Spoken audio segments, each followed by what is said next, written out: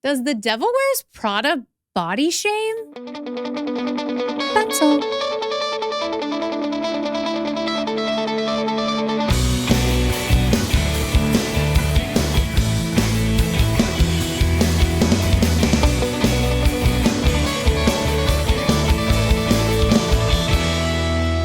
Make sure to like this video, comment, subscribe, and hit the notification bell. That way you get notified every time a new video gets uploaded.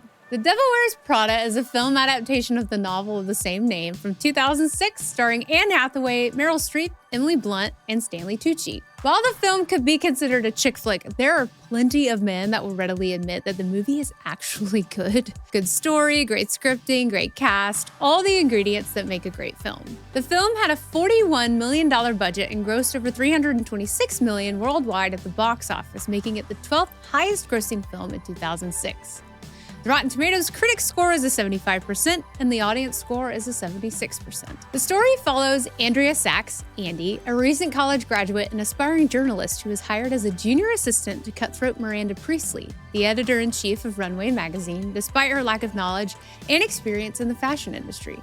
No need to give the full synopsis, but here is your spoiler alert warning. In the movie, especially at the beginning, many comments are made about Andy being fat, and a lot of judgmental glares and comments on how she's dressed. But these are all the transformational reveal moments we women live for in movies like this. And it's the perfect setup for the audience to root for Andy to prove them wrong, which she does. The movie is meant to be an over-exaggerated satire of the brutal honesty of the fashion industry, especially in that time. This was before the body positivity movement and the drastic change in what is considered to be plus size now. Throughout the film, Andy, played by Anne Hathaway, is heckled by co-workers like Nigel, Stanley Tucci, and Emily, played by Emily Blunt, about her weight and being a size 6. I'm a 6. Which is the new 14? A size 6 is small, and by no means should she have been shamed for being a size 6, but in the fashion industry, it was kind of expected, and it was part of the exaggerated illustration of how callous the industry was then. Some quotes that mentioned her weight include, You do know that cellulite is one of the main ingredients in corn chowder. I said to myself, go ahead. Take a chance. Hire the smart fat girl. Do I believe things like this were said to people? Absolutely. The fashion industry is known for being cutthroat and ruthless with its critiques when it comes to clothes, the model, style, etc. I mean, have you seen Project Runway? I found this quote from an article on medium.com about watching the movie again 15 years later, comparing it to modern times in the workplace and within the body positivity movement. Quote, body shaming is something people are conscious of and are not ashamed to call out. While there has been a constant movement toward healthy living and more balanced nutrition, there is also a greater awareness toward what makes bodies look the way they do. That some plus-size bodies actually are the way they are and are likely a lot stronger and healthier than we give them credit for due to genetics, hormone imbalances, or fertility-related causes. Sure. While that all can be true, there is a difference between genetic makeup and glorifying obesity. Lizzo was shamed once for attempting to adapt a healthier lifestyle to lose weight, so now she celebrates her unhealthy eating habits that contribute to her preventive obesity. Obesity is a disease much like anorexia is a disease, which is also glorified in some ways in the movie. Emily's character makes several comments about fitting into her outfits for Paris Fashion Week. Well, I don't eat anything, and when I feel like I'm about to faint, I eat a cube of cheese.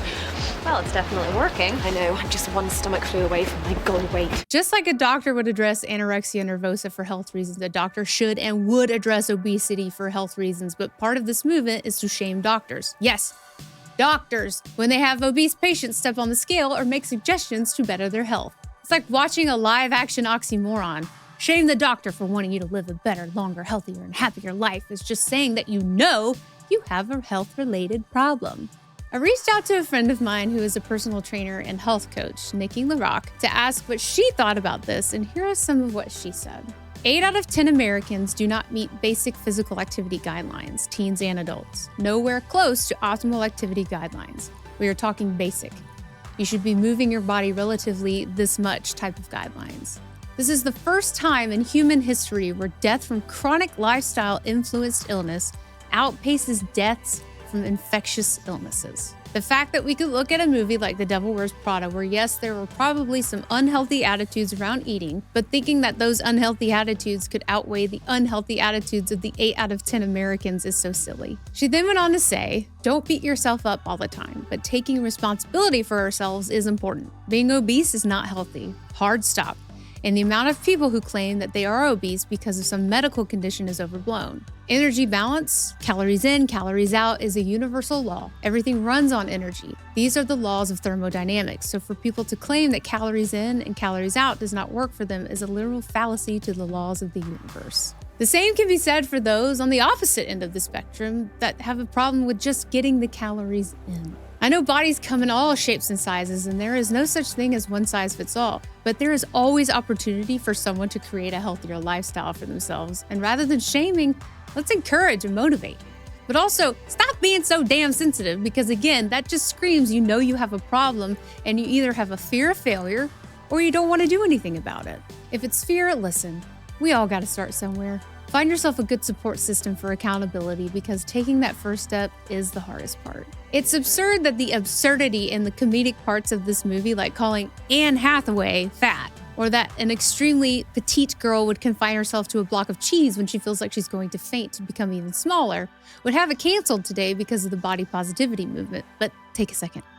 It's a movie about the fashion industry, where the thing once was rail thin models because of the way clothes hang on a 6-foot-tall, slender model is more appealing to the eye, the buyer, the consumer than a 500-pound woman to make a statement. Extremes taken either way are ridiculous and result in ridiculous outcomes, like the waves of earlier eras of fashion going into actual organ failure to be thin, or the morbidly obese dying young while touting healthy bodies at any size.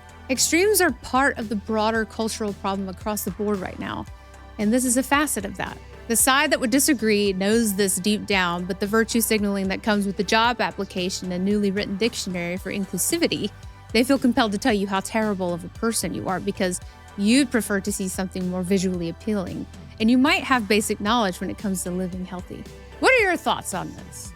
Should those who choose the path to become healthier be shamed for doing so? And more importantly, do you think this movie would be canceled today for its comedic takes on the extremities of the fashion industry?